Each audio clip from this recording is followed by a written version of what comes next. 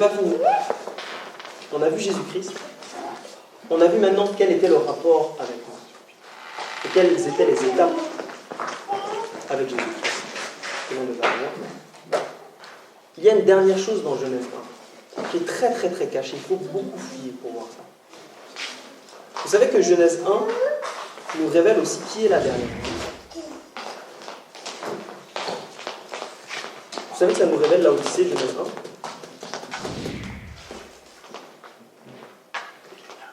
Est-ce que vous savez ça?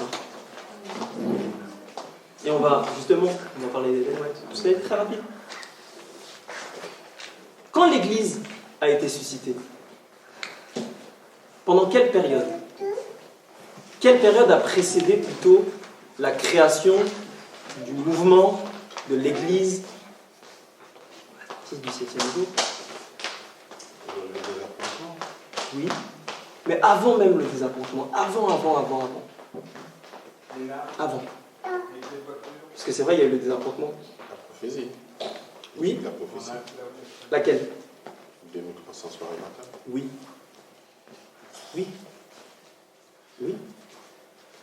Mais dans la période des 2300 soirs et matins, il y a une période où l'Église est persécutée.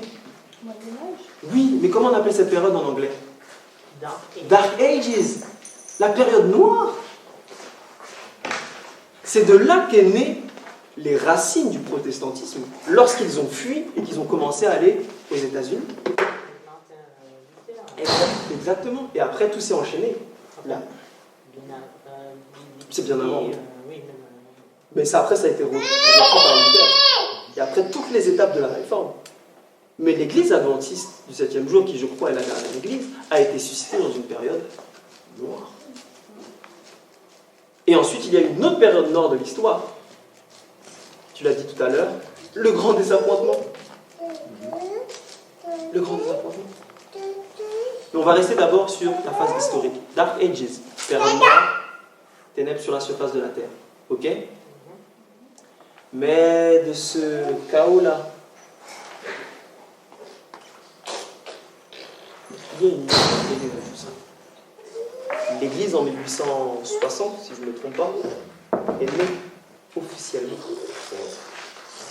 Et ça a été littéralement une lumière pour le monde. Et oui, ça a donné un nouveau souffle. Et d'ailleurs, l'Église adventiste est, avec l'Église catholique, la plus répandue dans le monde. Non, je sais, tu vas dire. Non, c'est pas forcément. Les évangéliques sont bien plus nombreux. Oui, ouais. En expansion. Ouais, pas forcément En par présence. En présence, voilà. Sur le territoire. Mais pas en nombre, évidemment. Mais non, mais je parle en termes de présence. C'est les deux églises, comme par hasard, qui se rejoignent. C'est une lumière pour le monde. Ok? C'est pas pareil. Et il y a d'ailleurs une grande lumière qui a été donnée aux adventistes du 7e jour, c'est les deux. Oui? Non, vas-y. Dis-moi d'abord. Non, je parlais du sabbat notamment. Du sabbat? Oui, le sabbat aussi. Mais les 2300, pour moi, il y a tout ça. En réalité, c'est la vraie vérité que Dieu a vraiment donnée au peuple adventiste. Pour moi, c'est ni le sabbat, ni la loi, ni toutes ces choses-là. En réalité, c'est le sanctuaire. Oui. Parce que 2300 soirs et matins, le sanctuaire sera purifié, c'est le sanctuaire. Mais dedans, il y a tout. Il y a les prophéties, il y a la loi, il y a l'état des morts, il y a tout. Il y a tout en réalité. Vous voyez? Que le sabbat a été quand même conservé par les Juifs. Exactement.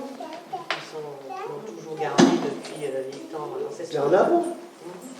Mais la vérité sur le sanctuaire, dans son entièreté, il n'y a personne qui cache ça. Ok? Et lorsque la lumière est venue, sur 1844, le grand désappointement, ça n'a pas séparé les eaux d'en haut et les eaux d'en bas. Il n'y a pas une division au sein de l'adventisme. Parce que c'était même pas encore vraiment l'adventisme. 58, il en est resté que 50. Et ça a créé une division. Ils sont partis, d'autres ils ont dit non, ça c'est une secte, ça a créé les Davidiens, tous ces mouvements-là. Donc il y a une séparation à un moment donné. Dieu, en réalité, les gens voient le grand désappointement peut-être comme un échec. Moi, je ne vois pas du tout ça comme ça. Je vois justement comme une opportunité que Dieu a prise pour consacrer vraiment et solidifier exactement son Église. L'Église, à cet instant-là, a été mise à part. Et après, elle a eu son baptême quelques années plus tard, en 1888. Ouais. C'était censé être son baptême, mais... Loupé. Voilà, loupé. Heureusement, ça ne pensait pas. Exactement. D'ailleurs, après, qu'est-ce qui s'est passé au 4e jour? Il y a les petits luminaires et les grands luminaires. Le petit luminaire, c'était qui? C'était Jean-Baptiste. Qui était le petit luminaire que Dieu a donné à cette église pour amener à la grande? Et Noël, qu'est-ce que prophétie? L'esprit de prophétie. À la base, c'était même pas elle qui était choisie. Je ne sais pas pourquoi les gens font un focus comme ça. Je ne sais même pas si c'était un autre... Deux hommes. Deux hommes. Voilà, dont un noir américain aussi. Bref, c'est d'autres histoires, ça. Donc on voit que Dieu, c'est parce que Dieu l'a choisi qu'elle est spéciale. C'est tout. Et Dieu parle à travers un petit luminaire qui amène à la grande lumière. Mais il y a autre chose dans le 4e jour. Et là, on va lire ensemble. Je vais vous montrer quelque chose sur le 4e jour. Pour marquer les temps. Préciser Oui. les temps, les saisons. Il a menti, je suis désolé. Mais on va voir encore un peu profondément pour vous montrer ça bibliquement, mais là vous avez compris. Le verset 14, on nous dit qu'il y a des luminaires dans l'étendue des cieux pour séparer le jour d'avec la nuit, et qu'il soit pour vous un signe. La version d'Arby dit et pour les saisons, et pour jour, et pour une année, et qu'il soit pour vous les luminaires dans l'étendue des cieux, etc. etc. Ok. Supposons ici qu'on ne sait pas de quelle église il s'agit. Ok, qu'on reste sur le texte. Vous savez qu'il n'y a qu'un seul endroit dans la Bible où tous ces éléments sont notés en même temps. Les signes, les temps, les étoiles, le soleil, la lune. Dans quel texte? Apocalypse. Apocalypse. Quel chapitre? Chapitre 12. Oui. Qui parle de quoi? Ah, Mais oui, de la femme qui symbolise qui? L'Église. On va voir ça ensemble, vous allez voir. avec les étoiles. Mais oui. Avec la lune à ses pieds, le soleil sur ses pieds. Voilà. On va lire ensemble Apocalypse 12, le verset 1 à 12, à 2. Un grand signe parut dans le ciel, une femme enveloppée du soleil, la lune sous ses pieds et une couronne de 12 étoiles sur sa tête. Donc on nous parle ici de l'église d'Apocalypse 12. C'est comme si Genèse nous annonçait déjà, c'est l'évangile en compilé. Il y a tout dedans, il y a tout. Et on nous dit pour marquer les temps et les saisons.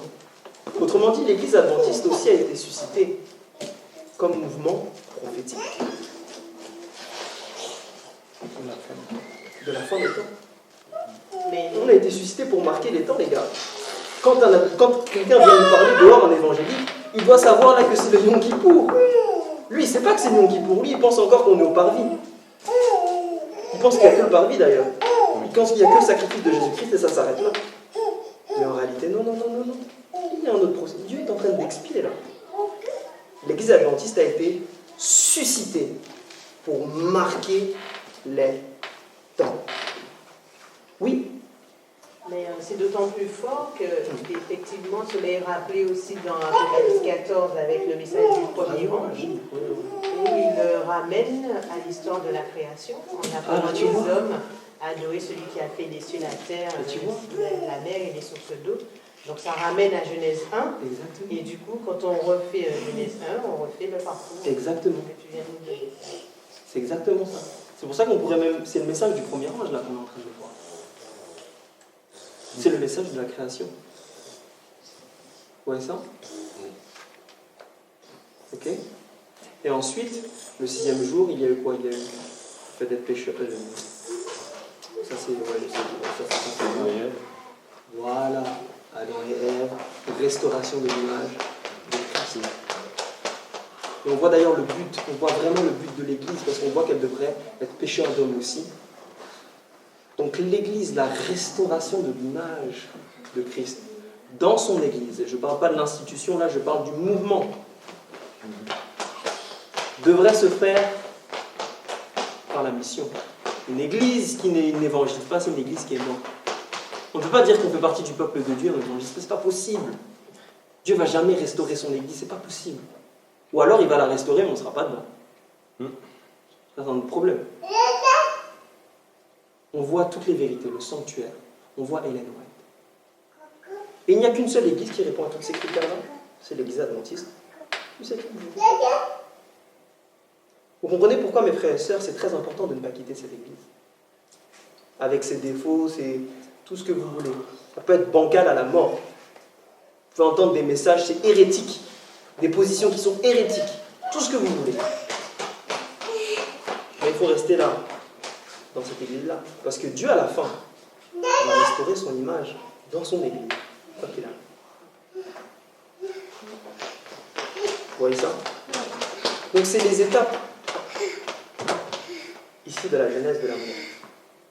C'est comme ça que Dieu amène chaque individu qui décide vraiment de dire à Dieu, oh,